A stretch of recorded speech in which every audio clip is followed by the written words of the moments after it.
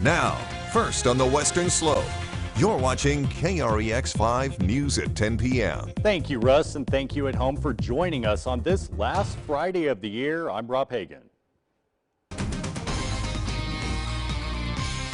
We have breaking news to report. Legendary broadcaster Barbara Walters dies at the age of 93. Walters was considered a pioneer for women in broadcasting.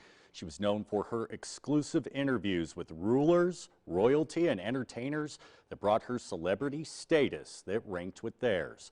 We'll take a look back at the trailblazing newswoman's life later in the broadcast. Now for our top story.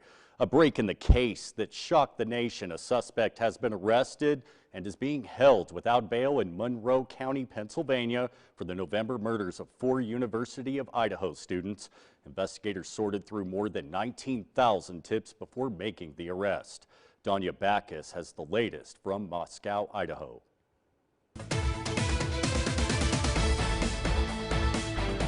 Detectives arrested 28-year-old Brian Christopher Koberger in Albrightsville, Pennsylvania, on a warrant for murders of Ethan, Zana, Madison, and Kaylee.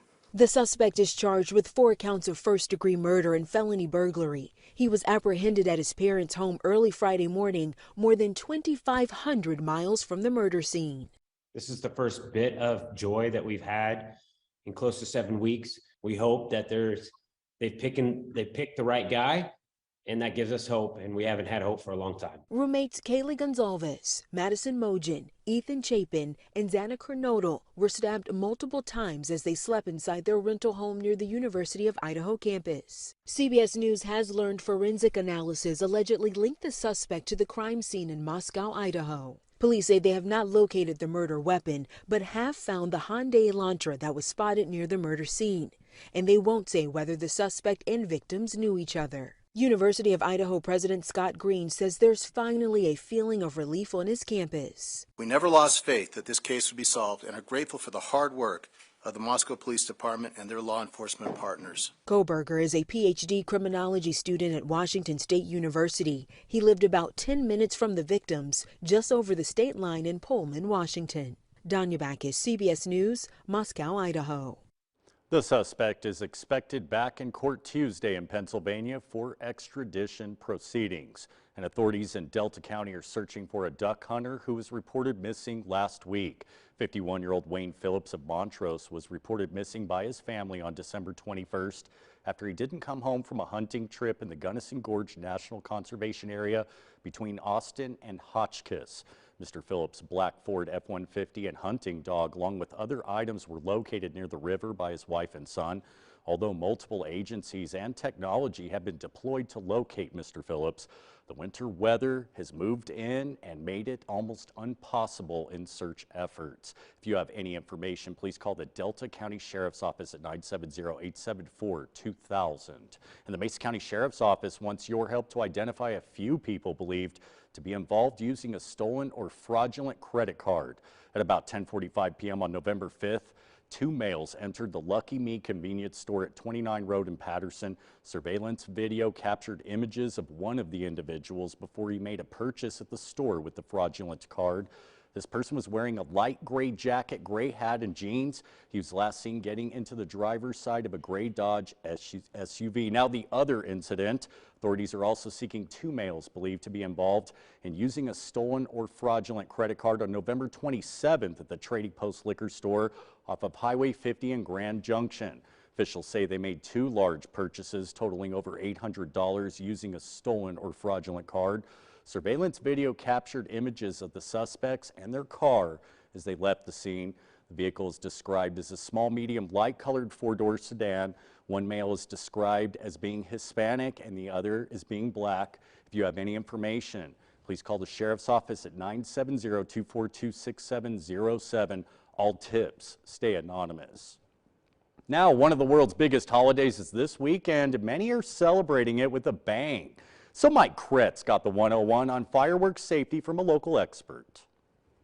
Well, let's start this report with the Colorado law. If it goes up or blows up, it's going to be illegal. A common worry here on the high desert, dry conditions leading to fire hazards. That, well, thwarted by the snow, but The other part of it is fireworks safety as causing injury or harm to one another or property, and that is still very much in our forethought. To that end, Grand Junction Fire Department has some do's and don'ts. Always have adult supervision, purchase from reputable sources, don't relight anything that didn't go off, and always have a nearby extinguisher. Be it a fire extinguisher, bucket of water, bucket of sand, but make sure you have that ready to go and not something you have to go find during an emergency. As for age-appropriate activities, commonly sparklers, for example, are considered good fireworks for children. And the reality is sparklers can burn at up to 2,000 degrees, which is as hot as a blowtorch. And sparklers are certainly not a safe firework for children to handle. As for the big kids,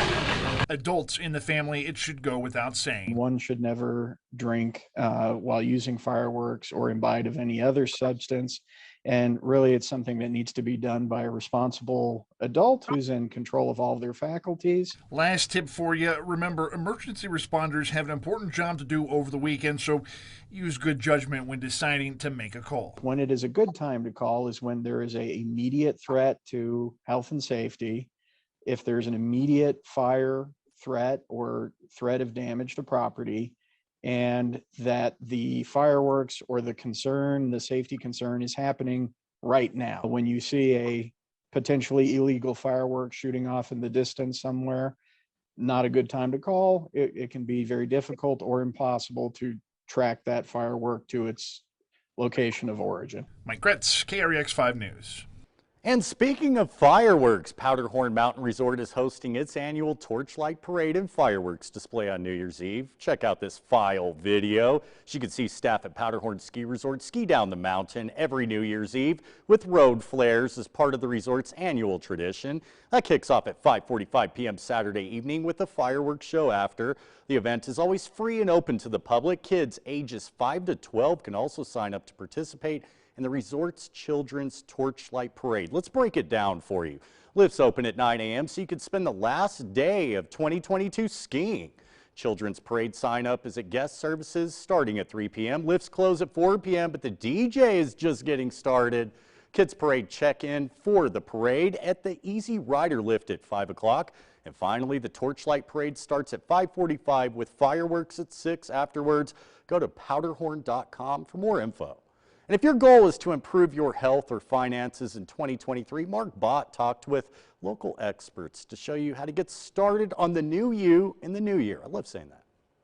Good goal is something that you have an emotional connection to. The end of one year and the beginning of a new one is one of the most common times for people to reflect and set goals for themselves. I spoke with a couple of Grand Junction's professionals who help people make and stick to goals every day. Local sales and leadership coach Jessica Schaefer talked to me about how to figure out the best self-improvement goals. First and foremost, figure out why, and then sit down and make a plan. Jessica tells me that that is the most important part of any goal, making sure it's something you genuinely want. She also warned me about the dangers of setting a goal for something you may think you want, but didn't do reflection to figure out if it's truly important. The biggest thing I encourage people to do is find some kind of accountability around that goal. I also spoke with Neil Ryan, a personal trainer at Crossroads Fitness, and he suggested being ready to adjust goals when you realize that they don't fit. Once you have set a goal,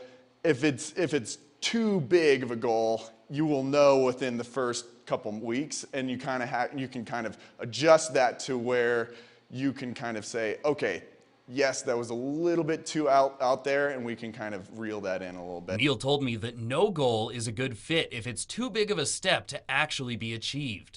Trying to start with small goals is going to be better, way better than getting this gigantic goal. One more piece of wisdom from Neil is to make sure you find joy in the growth you experience. Goals are a good thing to strive for, but at the same time, we want to enjoy the process. And Jessica also warned that failures happen, but that doesn't mean you should give up. Even if we get off track, we just get right back on track again. First on the Western Slope, Mark Bott, KREX 5 News.